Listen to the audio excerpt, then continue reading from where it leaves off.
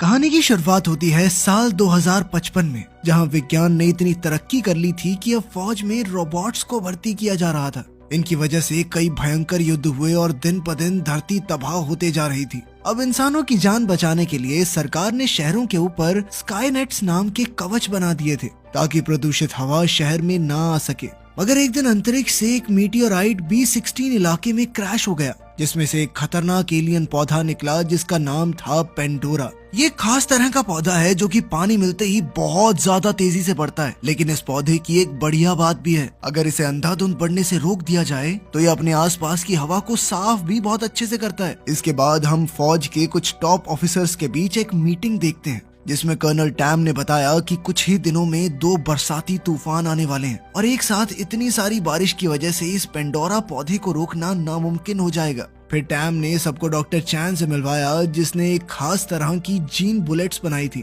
इन bullets के अंदर एक खास तरह का वायरस था। अगर इन बुलेट्स को पेंडोरा पौधे के पिस्टल नाम के एक पार्ट में लगा दिया जाए तो उसका बढ़ना काफी हद तक रुक जाएगा और वो हवा को साफ करने का काम करता रहेगा। ये सुनकर जनरल शैनली को एहसास हुआ कि इस ऑपरेशन के बाद उनके स्काईनेट्स बेकार हो जाएंगे। खैर फिर कर्नल टैम ने उससे रोबोट्स की एक टुकड़ी मंगवाई जो पेंडोरा के पिस्टल एरिया में इन बुलेट्स को प्लांट कर सके। पेंडोरा का पिस्टल एरिया उसके दिमाग की तरह था। उसके अलावा किसी भी और जगह पर ये वायरस काम ही नहीं करेगा। अगर ये मिशन सफल नहीं हुआ तो उन्हें अपना प्लान B शुरू करना होगा, जिसके मुताबिक वो ऑर्का नाम के एक स्पेसक्राफ्ट से पेंडोरा पर एक मिसाइली हमला करेंगे। मगर इस हमले में कम से कम 1 लाख लोगों की मौत हो जाएगी। ये सुनकर कमांडर चंग ने कहा कि उन्हें लोगों की जान बचाने के लिए प्लान बनाना चाहिए, पर कर्नल टैम ने बताया कि कोई दूसरा रास्ता है ही नहीं, बस दुआ मांगो कि जीन बुलेट मिशन काम कर जाए। इसके बाद कमांडर चंग ने कर्नल टैम को टाइलर की एयरफोर्स यूनिट से मिलवाया